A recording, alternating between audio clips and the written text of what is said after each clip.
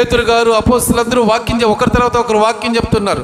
వాక్యం చెప్తుంటే మధ్యాహ్నం అయిన తర్వాత కొంతమందికి భోజనాలు పెట్టాల్సి వస్తుంది కదండి. ఆ టైంలో ఏం చేస్తున్నారంటే వీళ్ళు వాక్యం ఆపేసి భోజనాలు ఇంకా ఇట్లా కాలం అయిపోతుంది, సాయంకాలం అయిపోతుంది.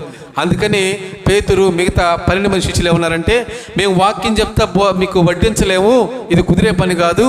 మీలో ఆత్మతోనూ శక్తితోనూ నింపబడిన వారు ఒక 7 మందిని ఏర్పాటు చేయండి అంటే, వాళ్ళలో నుంచి ఏర్పాటు చేయబడిన ఒక యవ్వనస్తుడే ఈ స్తెఫను.